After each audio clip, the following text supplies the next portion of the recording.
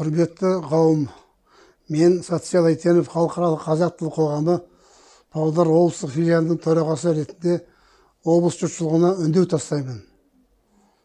Тіл адамзаттың баға жетпес құндылығы, мемлекеттік ту, елтаңба, әнұран сияқты қастерлі символы.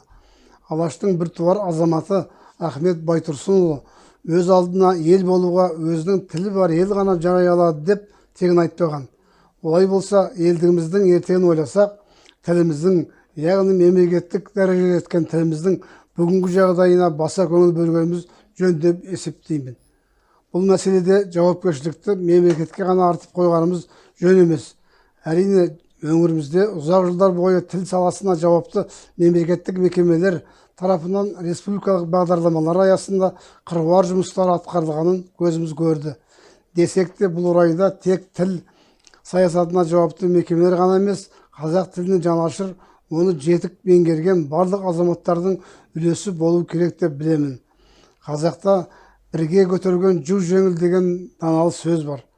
Бүгінгі жағдайда осы қанатты сөзді ұран етіп, қазақ тілінің қолдану аясын кеңейту тұрғысында бірге отырып әрекет жасауға шақырамын.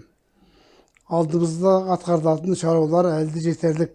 Ең бастысы, қоғам арасында мемлекеттік тілдің қажеттілігін арттыруды қолға алғанымыз жөн. Бұл әрине өзге этнос тілдерінің қолданылуына шектеу қою емес. Осы жөнінде Қазақстан Республикасының президенті Қасым-Жомарт Кемелұлы Тоқаев та өзінің тәуелсіздік бәрінен қымбат деген мақаласында қазақ тілді кеңінен қолдану басқа тілдерге, әсіресе орыс тіліне шектеу қойылады деген емес деп айтқан болатын. Сондықтан қазақ тілінің мәртебесін өзге тілдердің қолдану аясын шектемей-ақ іске асыруға болады деп ойлаймын. Бұл орайда қоғам ішінде тәуелсіздігіміз бен елдігімізді дәріптеп жүрген жебе, қағандық қоғамдық бірлестіктерін, тіл жанашырларын, ардагерлер мен ақсақалдар кеңестерін, зиялы қауым өкілдері мен ғалымдардың, сондай-ақ этномәдени бірлестіктердің бір жағадан бас бір жеңнен қол шығарып, тіл альянсының аясында мемлекеттік тіл саясатын жетілдіре түсуге үндеу жасаймын.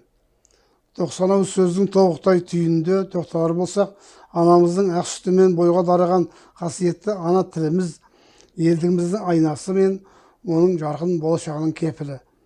Олай болса, баршамызда мемлекеттік тіліміздің торын биіктету тұрғысында жұдырықтай жұмылып, бірігіп жұмыс жасауға кірісейік ағайын.